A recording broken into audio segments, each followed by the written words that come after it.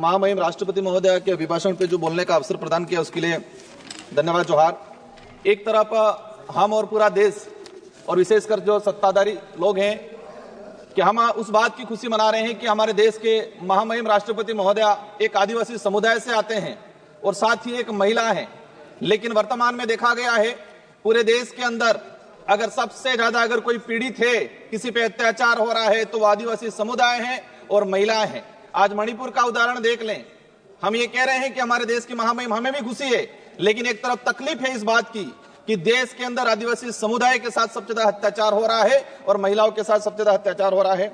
इसका ताजा उदाहरण मणिपुर का देख लो, राजस्थान, मध्य प्रदेश, छत्तीसगढ़ के अंदर देख लो। विकास के नाम से आदिवासियों को विस्थापित किया जा रहा है।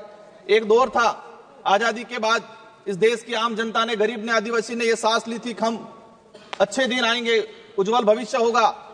हमने देखा है वो दौर कि आज से 20-25 साल पहले आदिवासी गरीब दलित व्यक्ति अपनी जरूरतें पूरी करने के लिए, अपने बच्चों को पढ़ाने के लिए, अपनी बीमारी का इलाज कराने के लिए जमीन और जेवरात गिरवी रखता था। लेकिन आज देखा गया है, आज से 20 साल पहले जमीन और जेवरात गिरवी रखता था और आज इतना मजबूर हो गया है कि कई इलाके के अंदर यह देखा गया है कि आदिवासी समुदाय अपने बहन बेटियां या अपने छोटे बच्चे को गिरवी रख रहा है। आज उस हमारे डबल इंजन की सरकार है, राजस्थान के अंदर कोटड़ा में आए दिन घटनाक्रम हो रहे हैं कि आदिवासी समुदाय के ऐसे हालात हो गए हैं, इन पहाड़ों के अंदर सरकार की योजना कागजों में रहती है, धरातल पर नहीं पहुंच पाती है।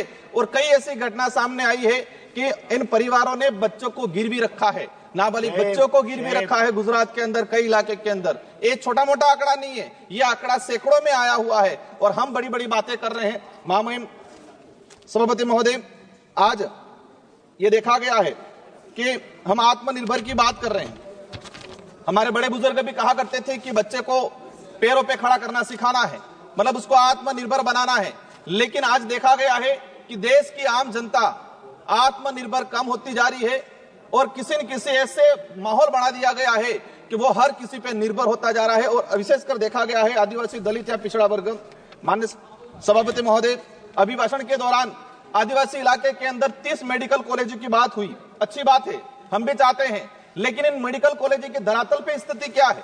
कई ऐसे केस आए हैं, एक डिलीवरी महिला उस मेडिकल कॉलेज में जा रही है, सोनोग्राफी के लिए चिट्ठी लिखवा रही है और उसका नंबर आ रहा है 1 महीने बाद, तब तक तो बच्चा पैदा हो रहा है और बच्चे का नामकरण भी हो रहा है, तब तक नंबर आ रहा है। कई ऐसे केस आए, हमारे डूंगरपुर का केस आया था कुछ समय पहले, जब व्यक्ति गया इलाज के लिए, उसका नंबर आया 1 महीने बाद और तब तक उसका अंतिम संस्कार हो गया था।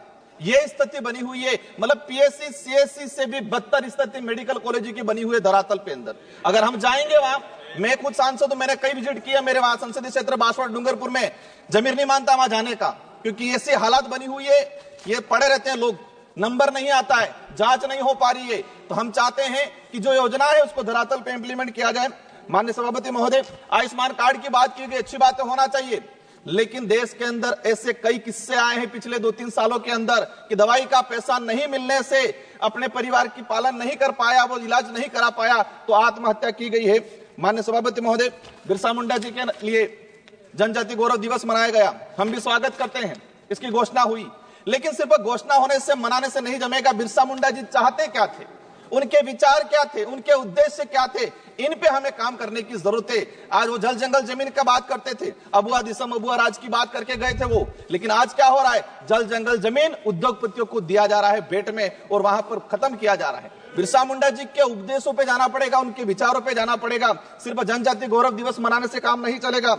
माननीय सभापति महोदय, हमने देखा गया है, एक बात सामने आई अभी जनगणना को लेके, एक बात ये समझ में नहीं आ रही, और ये मैं नहीं बोल रहा हूं कि आम जनता बोल रही है, देश की जो विवेकशील है, क्या बोल रही है कि सरकार व मीडिया के पास कुंभ में कितने लोगों ने डुबकी लगाई उसका आंकड़ा है, लेकिन मरे कितने उसका आंकड़ा नहीं है। मतलब डुबकी लगाई 30 से 35 करोड़ लोगों ने, 30 से 35 करोड़ लोगों ने, वो आंकड़ा है, लेकिन मरे कितने लोग हैं, घायल कितने हैं, किस राज्य से कितने लोग हैं, यह आंकड़ा अभी तक सामने नहीं आ पाया है।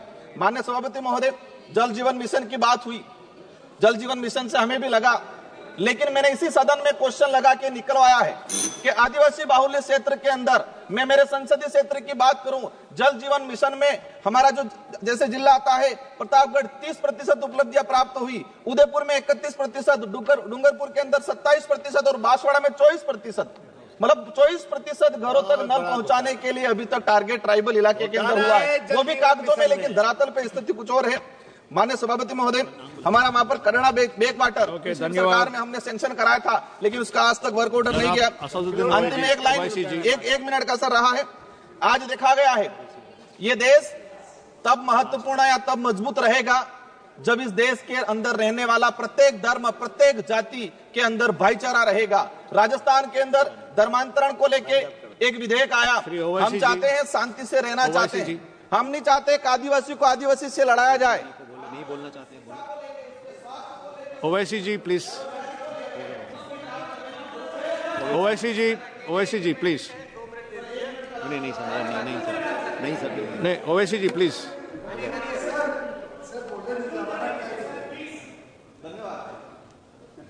पीयूष भाई मुझे भी देंगे टाइम आप, मुझे भी देंगे टाइम आप।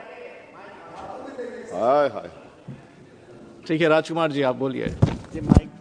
चलिए सरकार की बात। सर हकीकत ये है, मैंने ये ऑथेंटिक आंकड़े के साथ बोल रहा हूं कि जिस स्कूल के अंदर आज से 10 साल पहले सरकारी स्कूल में 200 बच्चे पढ़ रहे थे, उसी स्कूल में आज 50 बच्चे पढ़ रहे हैं।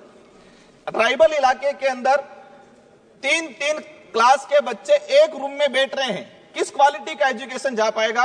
मैं आपके माध्यम से सरकार से यही अनुरोध करना चाहूंगा, हमें कुछ नहीं मिले चलेगा, गरीब आदिवासी दलित को अच्छा एजुकेशन, अच्छा हेल्थ मिलना चाहिए, वो अपने आप सारी चीजें कर लेगा। इन्हीं शब्दों के साथ धन्यवाद, आभार और विशेषकर मंत्री जी का।